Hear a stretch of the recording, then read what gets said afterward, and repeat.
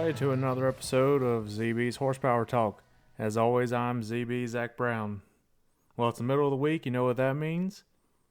Another episode of Crew Chief Corner with Jeff Brown. And as always, Crew Chief Corner is brought to you by Lickety Lou's All-Purpose Booyah Sauce. Original, spicy, and yellow. Go check them out at licketyloos.com. You won't regret it. Let's welcome in my dad once again to Crew Chief Corner.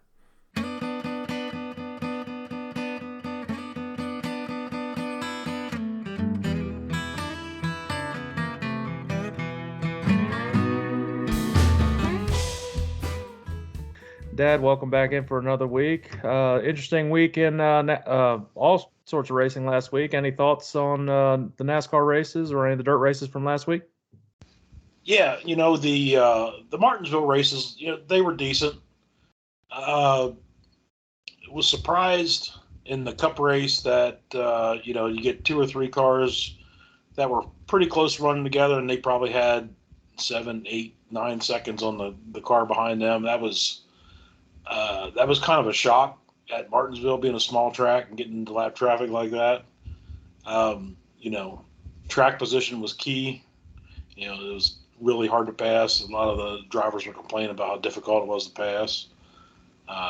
Pit strategy won the race for Larson. Had a great call with 2 tires, which I never would have guessed would have worked at Martinsville, but it did. And at the end it got exciting. Had to battle Logano. Had to give him a bump, get him out of the groove.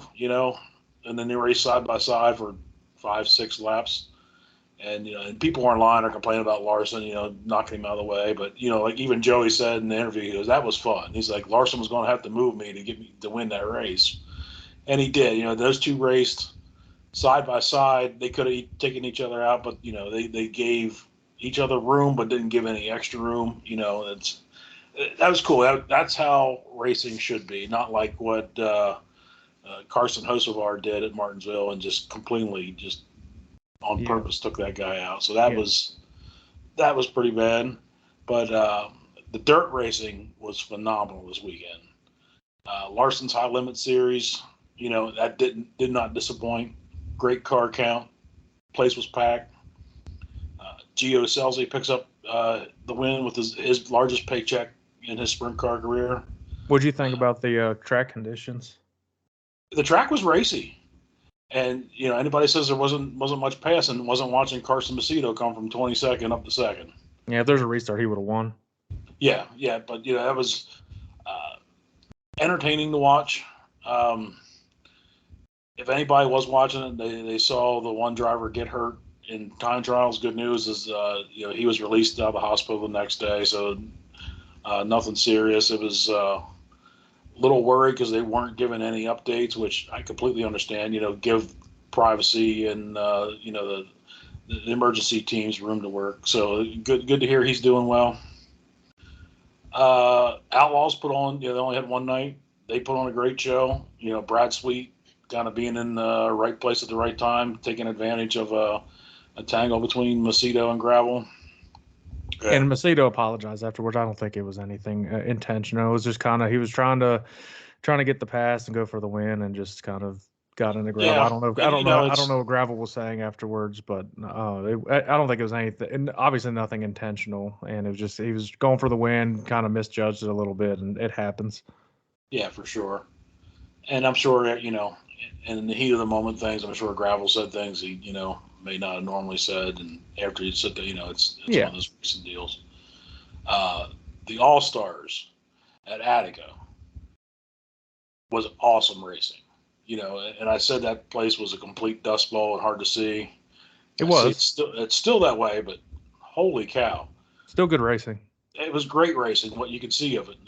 It was funny, you're watching on the camera, you could not see the cars coming off of turn 4. Yeah. So, like the first night had the pass coming down. I wasn't sure, who won. I'm sure everybody. Brent Marks coming from 20th, I think it was. Yeah. That was cool. Let's see, what else we got here? I had my notes. Drag racing.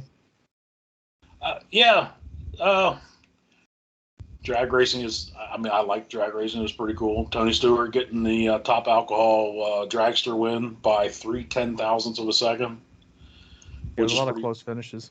He lost the race in Vegas last fall by 2/10,000ths of a second, so that was pretty cool. Pro stock is a little bit of a surprise this year on drag racing. Yeah, we The thought other there was going to be a lot ones, more veterans in that one, and it was yeah, a little yeah. I bit mean, Dallas different Glenn's been racers. running a long time, but he's not normally one that you hear his name called. Yeah. And I believe it was Christian Quadra was in the final. That's actually the only Ford in the whole field. Oh wow. And that thing's been running much better. Well, and I think the other race was the street course with IndyCar, and I don't know how many people actually got to see IndyCar. You don't find it until it's actually on. It's hard to really find a bunch of updates Right? on Yeah, it. I didn't see any of it, and I actually didn't even really see any highlights of it. It I was, I remember I mean, sent you a text. I'm like, is the race still on? You're like, no, it's over. I'm like, oh, okay, I completely I missed mean, that one. it was neat seeing that. And those cars are designed to race those sharp corners like that and go around a semicircle with the traffic circles and all that. Yeah, And visually, the street courses are usually pretty neat. it Like was they'll it run was Nashville and they cross the bridge. That's pretty cool. yeah, it was definitely different. Hold on, I'll see just so I didn't forget who. Yeah, Kyle Kirkwood was his first ever win, but he led, if not every lap, pretty much every lap. He had a solid second lead the entire race, but it was still kind of cool just when they zoomed out and showed the city and stuff. So that pretty much does it for this past. Well, I guess if you wanted to touch on Lance's win, since that's kind of close to home. Yeah, that was actually a pretty good race, and Lance started on the pole, but it was no means and a runaway race. I know Dietrich was there the whole time. So that's the racing at Williams Grove has actually been pretty good. Sometimes that can get follow the leader and difficult to pass. Port Royal rained out. One thing that was impressive is in the 305 sprints, Logan Spar.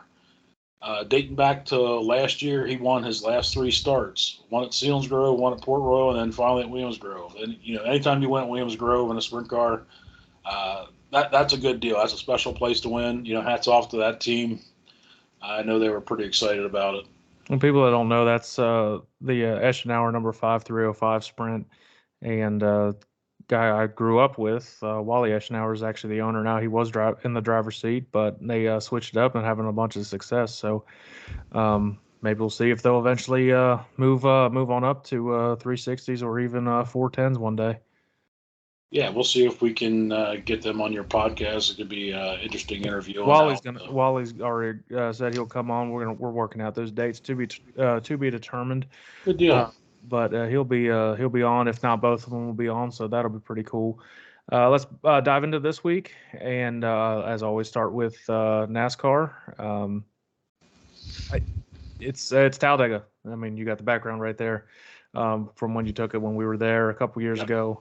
It's it's one of my favorite tracks. I love it, but it's a crapshoot, and drivers on the schedule like, yeah, Talladega's cool, and then they get to it, they're like, oh, Talladega's here, and so you're going from the smallest track to the biggest track.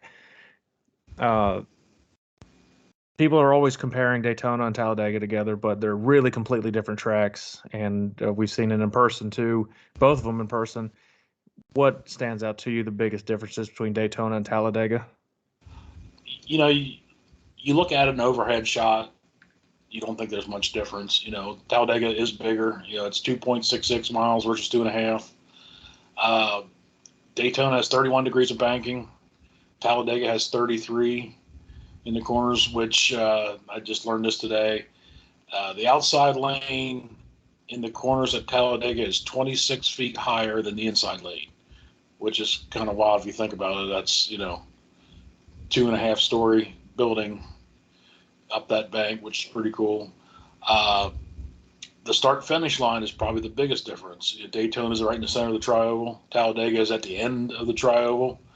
It don't seem like that few hundred feet would make a big difference, but there's been a lot of races where the winner was not leading at where the start finish line would be at Daytona, would end up pulling out the win at Talladega. So that's pretty cool.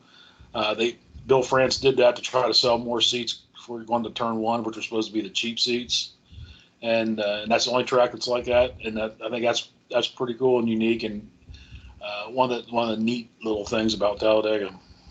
Yeah, that's where we sat, and they are really good seats there. Really, really cool to see. And you're at the other side, and the thing I'm seeing with the difference, I've been to both of them, and Daytona's like, yeah, this is a big track. You get to Talladega, you're like, holy crap, this is a big track. Yeah.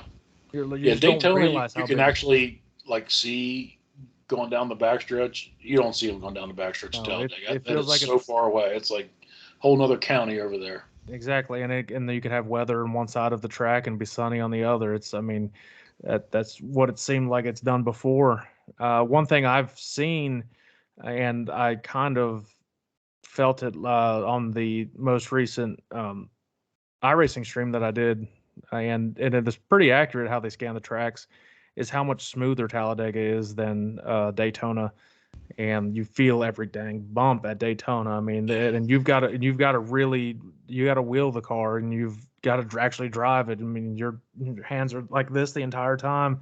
Talladega, I mean, and you see it, with the drivers too. It's pretty smooth, and that's what I've really noticed too with those. Um, with it being a smoother track, are tires really that much of a concern here? Maybe not later on, but I guess you want to try to get tires earlier and see what the tire wear off is and stuff like that. A lot of times you might see cars never change left side tires. They'll just, or maybe once throughout the thing they'll change right sides and left sides once. Maybe they get a caution at the right time.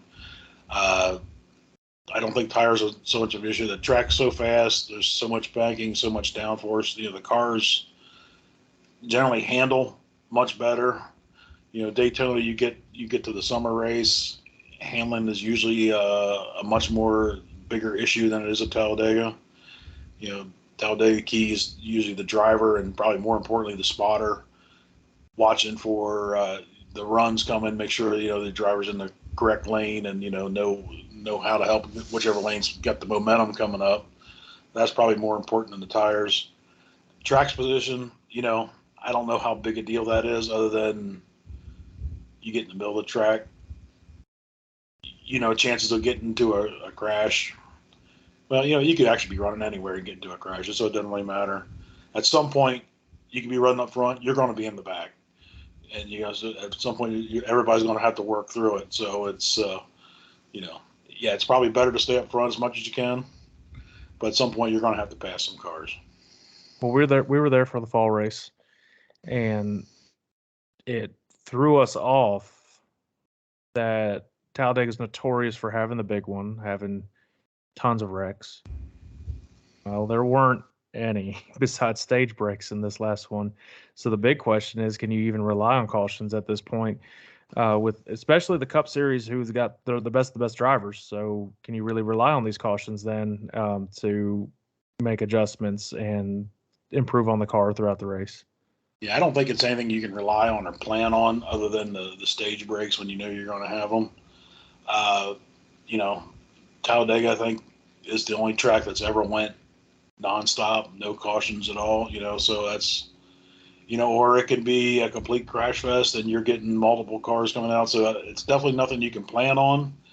But I think it is important for the crew chief to adjust strategy, how the cautions do come out. When to pit, when not to pit, what to do as far as tires and adjustments. So sometimes you almost have to plan that there's not going to be many cautions, and make the adjustments count when you can. The biggest question everybody always has with Talladega: where do you want to be with 2 laps to go? Drivers have differing opinions, and for the longest time, it was you want to be about second or third place, and you can slingshot around the leader. Well, anymore, it seemed to be you want to be in the lead, and just due to the fact that you don't race back to the finish. So, where do you think would be the best position with the 2 laps to go? was when I was actually I said third place. And the main reason on that is the last few races, you might be coming down towards the, last lap. The leader's going to be blocking like crazy. Second place car is going to do everything they can to pass. Neither one of them are going to lift. At some point, they're probably going to be occupying the same space. And there's a good chance they both take themselves out. Third place might be just, if you can avoid the mayhem and might be able to just sneak it right in there. And, with Talladega, with that extra distance through that tri-oval, sometimes that third place can get just a run. The two guys are battling it out, and all of a sudden, here comes the third guy, sneaks in on the outside, can be right up there at, right at the end and see what happens. Unfortunately, it does seem to be on the super speedways that the leaders are going to probably take each other out when you get down to the last few laps. It's a shame it's coming to that. But winning's everything right now. It locks you into the fight. I understand it. The fans like it. Drivers I probably do not like it. It's dangerous.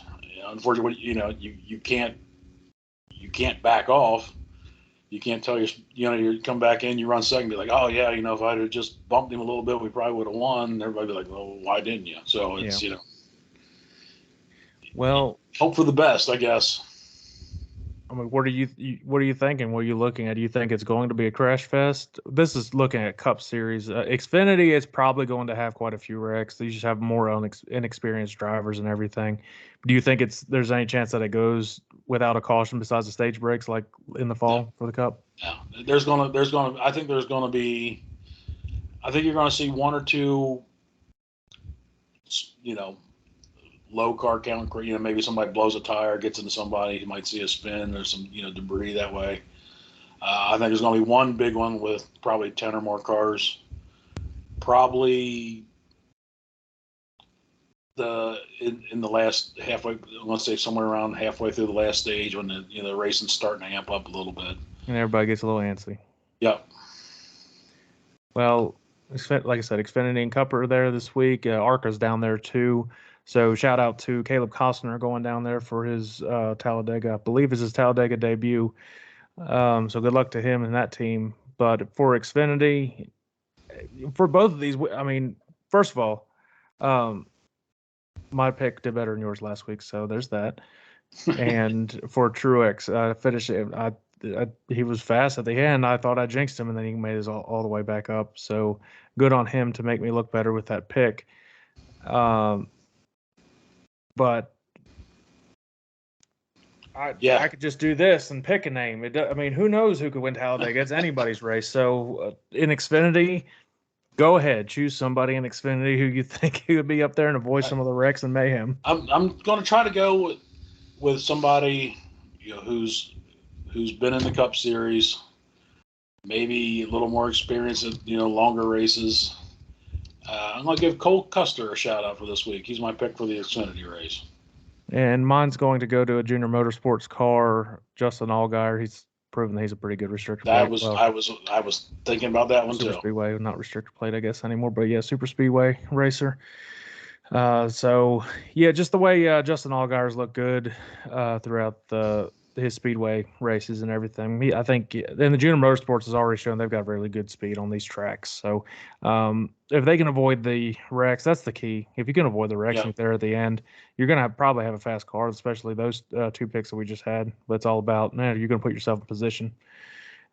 Cup Series, I don't know. I mean, it's just, it's Talladega. Who knows what's going to happen at Talladega? So. Yeah. So my pick is probably one of the best restrictor plate racers probably ever at Talladega. So I think he's second or third on the list as far as wins. Brad Keselowski. Yeah, I was looking at Brad too, and I don't know who to pick. I was thinking about picking Brad, but there's something keeps wanting me to go to this driver. He's getting better, and since Kyle Busch has joined the Richard Childress organization, both cars have significantly improved performance this year. I think last week was a little outlier, but for every other race, they both have looked good. The 3 car at Talladega, kind of iconic. And Austin Dillon's a pretty good restrict or super speedway racer. So Yeah, look he at did win. He did win Daytona last yeah, year. So yeah. So look at Austin Dillon to try to mix things up and kind of be I guess it would be kind of an upset, but having the 3 car Talladega itself's not an upset. So I think Austin Dillon and Kyle Busch showed good speed at Daytona 500. I think you could see them up there as long as they can avoid some wrecks. And Austin Dillon's my pick for the Cup race at Talladega. cool. And just for full disclosure, your mom actually suggested Brad Keselowski, and I said, "Yeah, I'll go with that." Well, I was torn between Brad and Actually, in my notes, I have Denny Hamlin written down, but I was like, you know what? I think I'll go with Brad. well, speaking of Denny Hamlin, while we're still on the subject of NASCAR, Chris Lambert, the spotter for Denny Hamlin, will be on the show. It'll debut on this Friday, and get to see a spotter's perspective at the largest racetrack on the, well, at least largest oval on the circuit, and see what it's all about being a spotter. Yeah, that's So, going to be a pretty cool interview. That's so who? the So spotters are if very anybody gets a important. chance, yeah, anybody gets a chance, tune into that. It's definitely going to be a lot of fun, a really cool interview, and I'm sure he's got a lot of different stories throughout his long career as a spotter. So that'll be a lot of fun. Let's move into dirt. We have actually a lot less racing this week. Last week it felt like there was just Yeah, nonstop racing action. So a little bit of a break this week. Outlaws are heading to the iconic Knoxville Raceway, and this is, I guess, kind of, it could be a preview of the Knoxville Nationals later on this year. From you've been there and you've raced there and you've had success there. What is this track like? sprint car capital of the world, Knoxville, Iowa. Uh, it's a beautiful facility. Large half-mile track. Wide sweeping turns. Uh, it has some bank. It's not a high bank track, not like Eldor or anything like that. It's actually very fast. They get around there pretty quick. It's black dirt or clay, which the track holds up very well throughout the night. Even when you get to the Nationals, you got 150 cars running on that thing. Yeah, it's going to slick off, but the track holds up very well, which is a salute to the track prep crew too. They keep that thing really really nice. It's usually a multiple groove track. I mean, there's usually a top, a middle, and a bottom. So I think you can see a lot of passing. And the way the outlaw shows have been lately, I think you could see a very good show here this week. I'm interested to see how this one goes. Well, this track is notorious for how much it changes in a day during the entire events, especially the when it comes to the Knoxville Nationals, when there's a lot more cars, I believe there. But there's a doubleheader Friday and Saturday. How does this track change for each race, and how the crews prep for the amount of changes that will be happening? I think this is probably the earliest the Outlaws have actually ever been to Knoxville. This early in April. Usually they're not there till later in the spring, early summer. I, in my mind, I think the track's probably going to be, especially the first night. I think you could see a blistering fast track. At least for a while. The downside of that is you get a track that's going to be real quick like that. Passing is probably going to be at a premium. It could be hard to do. I'd rather see when the racing is going to get better as the track dries out and widens out a little bit. But early, I mean, if it's wet like I'm predicting it could be, I think you might see a new track record fall out at Knoxville this year. To have success in this race, will it translate to having success in the Nationals, or being as this early in the year could be completely different racetracks? Well, I think the track itself, the conditions are going to be different, but Knoxville is a track you just don't show up and go fast, unless you're Kyle Larson. It's a similar shaped track to a lot of other tracks around the country, but race is completely different. The way you have to drive that track is it's unlike how you would drive a big half mile like in Pennsylvania, like Port Royal or Selinsgrove or something like that. They don't race the same, and it takes time to learn how to drive that track. Lance was out there a couple of years ago, and it took him a little while, and then actually by the second week they were out there, he was turning a lot better lap times. You just don't go right out there and jump in there and go fast. So it's yeah. I mean, if you're good in this race, you probably know how to drive the track. So I think that's definitely got to be a little confidence boost by the time you get to the nationals for sure. Yeah, and driving can be more of a mental game than it is actually physical anyway. So if you go into a track, you're like, yeah, I can do this. It's no problem. Yeah. As opposed to you and like, damn, I suck at this track. If you keep it in your head like that, you're probably gonna end up sucking. Yeah, there's drivers that there's certain tracks they don't like and they just can't wait to get out of there. So Let's get on but with Knoxville is the home of the National Sprint Car Hall of Fame. So if anybody's watching this and goes out there, make sure you go in the Hall of Fame and look up my dad Dave Brown Sr. in there. He's in the Hall of Fame. Make sure you check all that out. Lance, Donnie, all Yeah, those guys in the Hall of Fame. It's it's definitely a definitely. who's who in sprint car racing. That's for sure. It's in there. Have you been in the museum? I have not been there since it's been up. It's been a long time since I've been to Knoxville.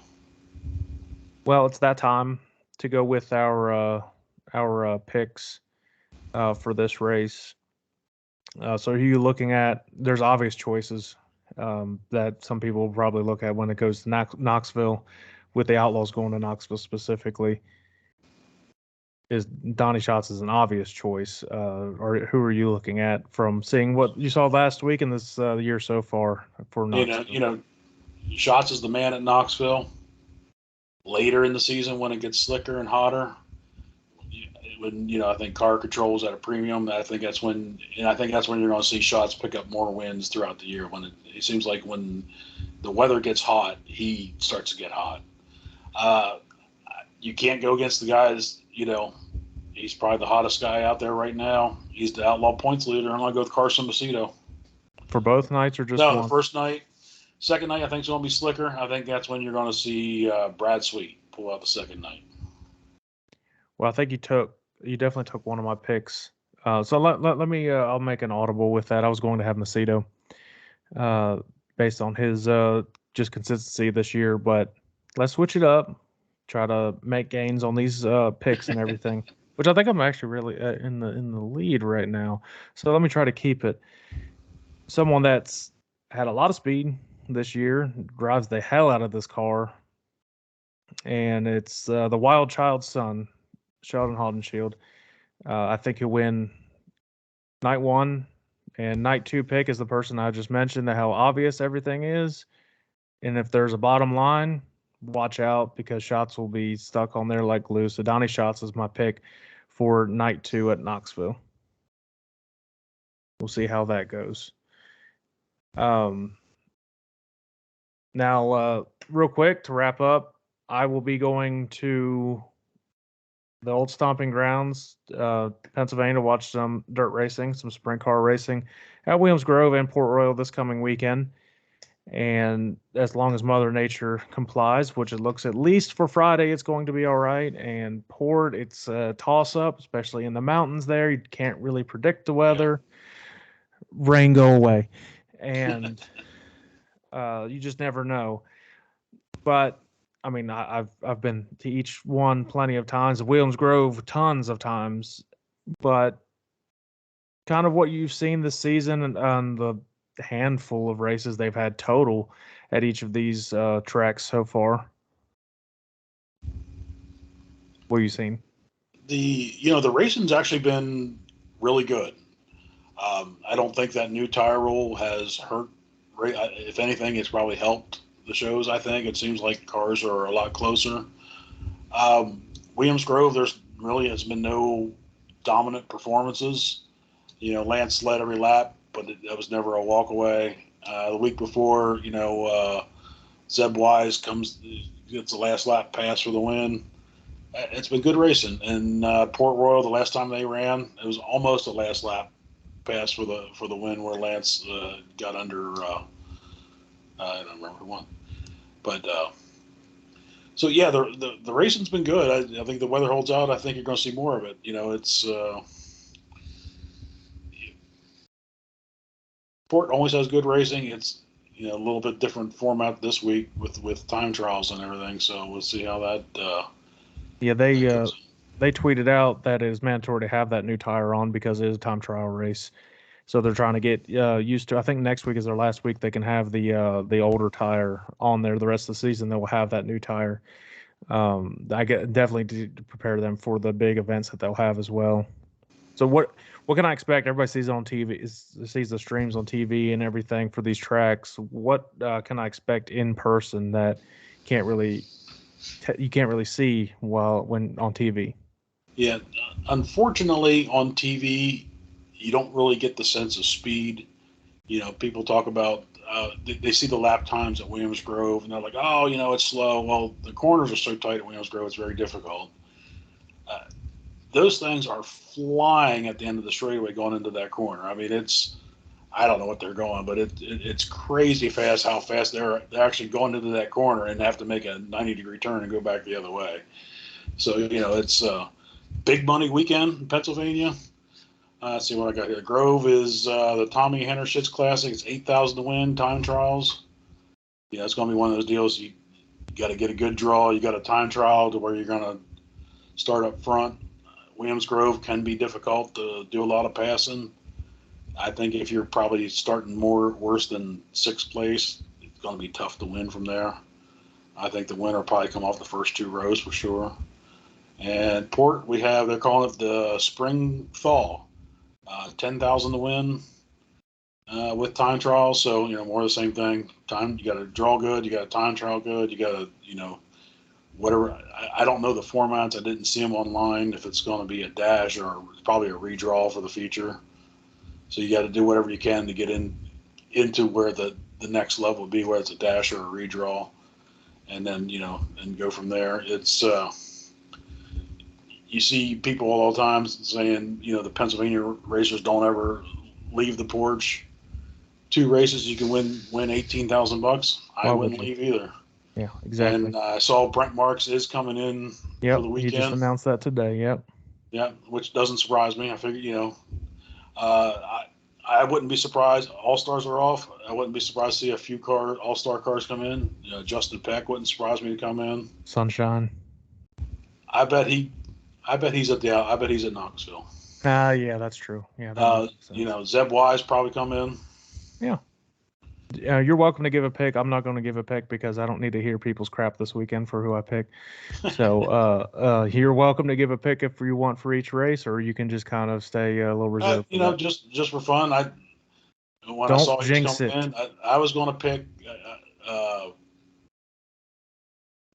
Brent Marks, the Williams Grove, and can't go against Lance at Port Royal. Why did you have to do that?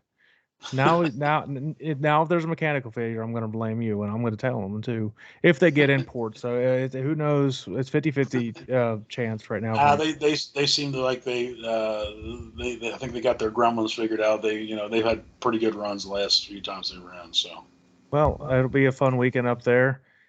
And everybody, if you enjoyed this, subscribe to the YouTube channel down below, and follow on all social media platforms.